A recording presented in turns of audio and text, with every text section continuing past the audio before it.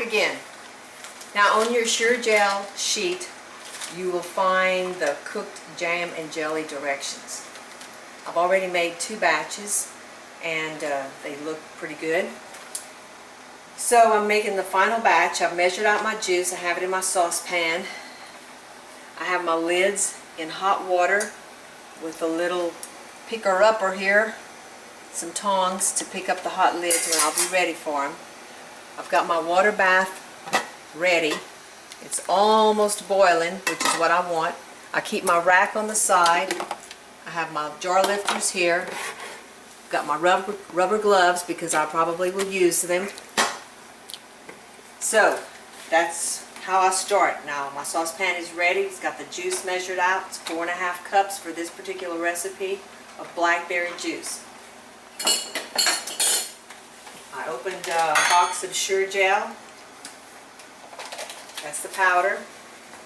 Got it in a bowl here. I've measured out 3 cups of sugar. Now I'm following the directions, so I'm just going to put my paper down and tell you what I'm doing. Now of those 3 cups, you take 1/4 of a cup and put it with your Sure Gel powder and stir it.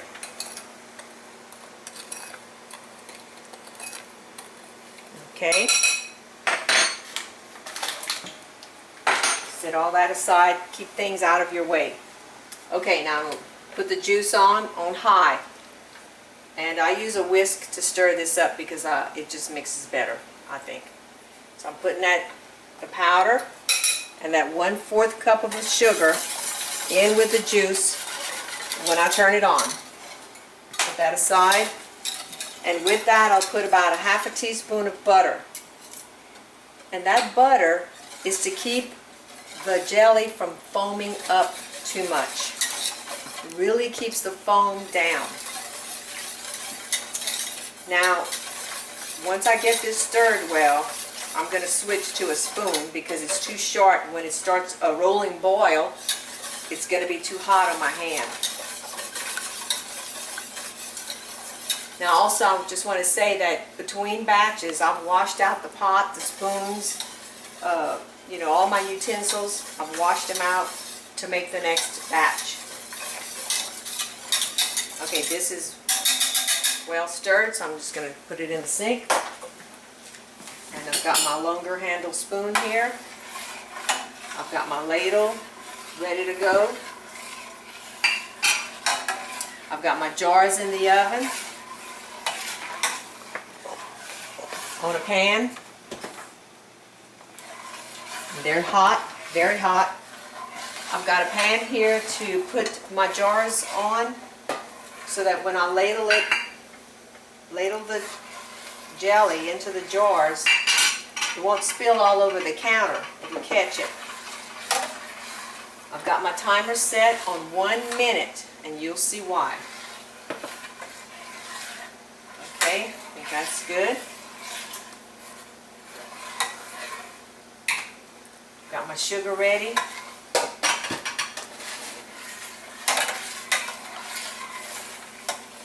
Okay, it's 3:20. Probably start at about 3:18, so we'll see how long it takes from start to putting it in the water bath. Now I'll water bath it for 5 minutes. It's probably not mandatory to water bath, but I do it just because I don't want my jelly to go bad. I'm giving some of it away. I want to make sure it's good. Now if I were making just a small batch, did you hear that pop? That is the lids sealing on those jars that I took out of the water bath canner. If I'm just, you know, making one batch and we're going to eat it up right away, I'm going to give it and I know that it'll be used up right away, it's really not necessary to water bath can it. And now let me explain a little bit about the water bath while this is going to a boil.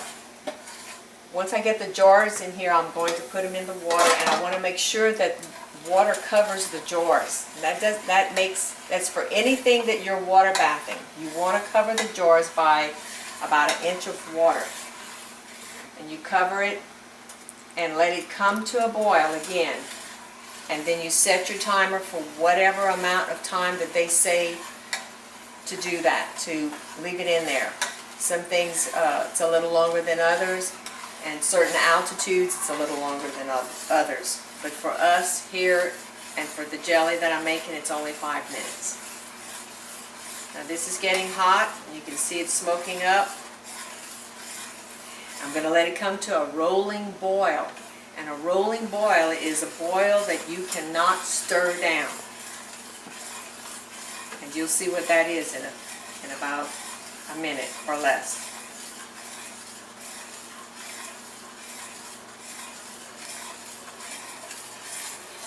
And you're supposed to stir constantly, so that's what I'm doing. Also, I've got the hot pad sitting here waiting for when the pot has to come off the stove. I have it ready right here.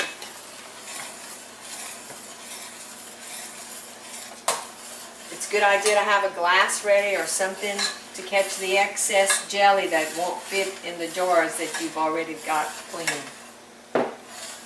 I've got a clean rag to wipe the rim of the jar before I put the lids on it. Got my lids, my rings here ready. Okay, it's starting to boil. But that's not a rolling boil, but it's about to be.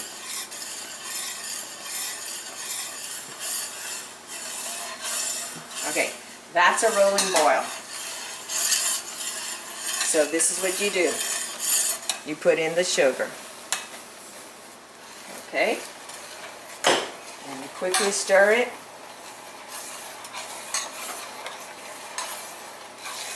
Probably should have kept my whisk. Break up those balls of sugar.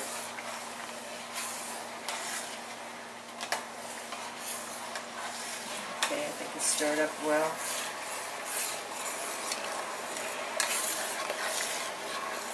Now I'm going to bring this to a rolling boil, and we will time it 1 minute. And then it's coming off the burner. That's going to take about 30 seconds to a minute.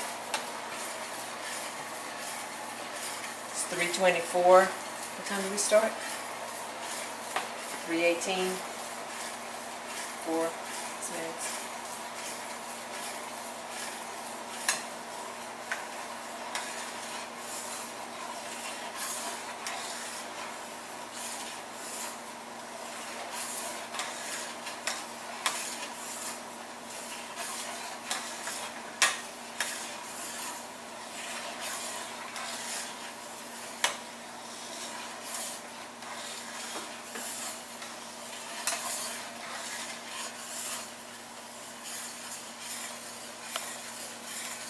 Okay, it's starting to boil.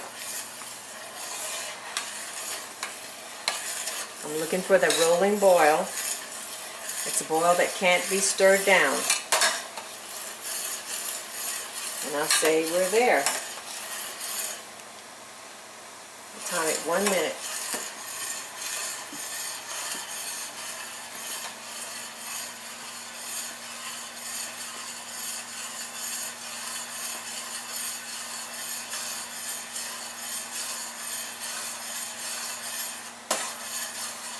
Very hot. You want to have a long handle spoon, stainless steel preferably, a nice big ladle.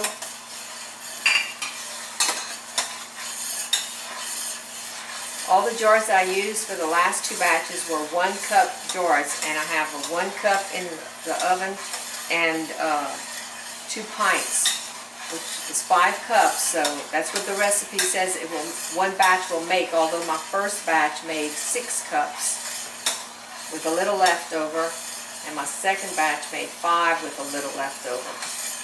So it varies. I'm not sure why. Maybe I don't measure the juice just right. Okay, that's 1 minute. Take it off. If there is some foam, you can skim it off, but as you can see, there's not enough foam to worry about. So whatever's there stays. We're going to take the jars out, and I use my rubber gloves because I can grab a hot jar and it won't burn my hands. But these are heavy-duty rubber gloves.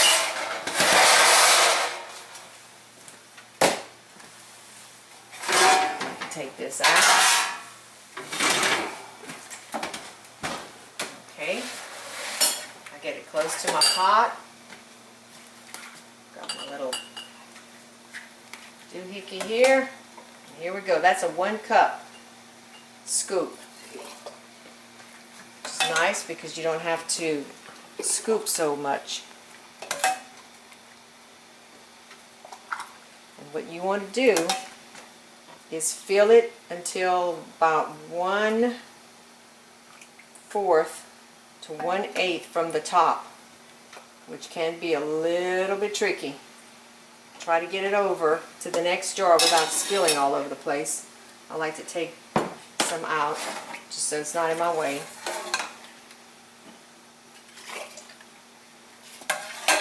And you can see I have it close, so I'm not spilling all over.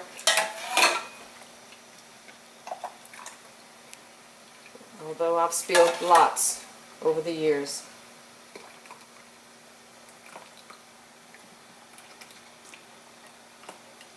Okay, almost too much in that one. In fact, it is. I'm going to take a little bit out. There. Maybe a little more. Okay. Taking that out of the way.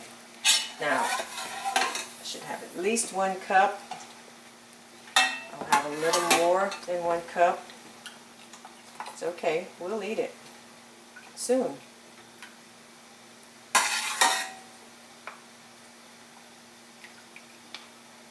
Okay. That goes right there. Goes here. And let's see. I'm going to find another glass. Put this one in there.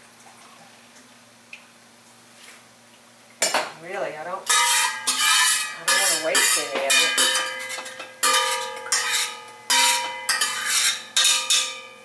It's such a process to do that you want to try to get as much of it on toast as possible.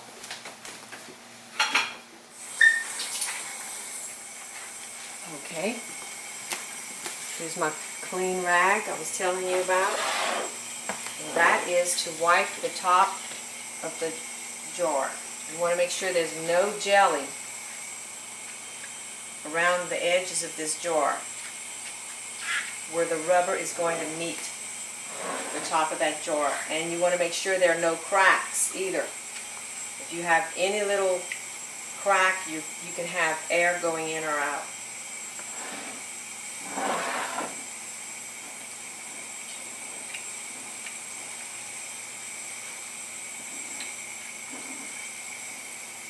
Okay. Turn everything off.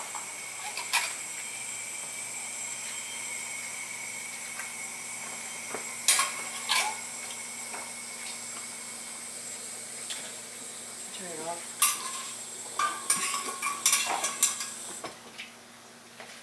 Okay.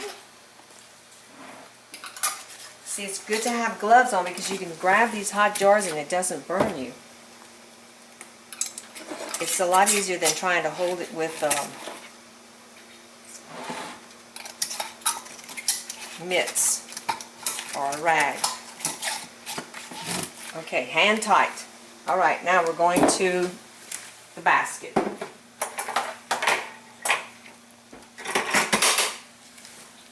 This basket will hold 7 jars, pints or quarts or cups. All right, once I get them in there, I go right into the canner. Okay, it's not quite full enough, no problem. I'm going to add some more water, turn this up all the way up so it gets hot quickly.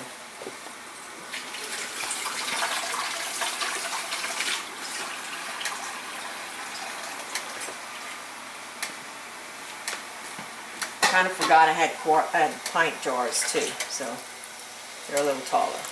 All right. Now, I'm gonna let it come to a boil.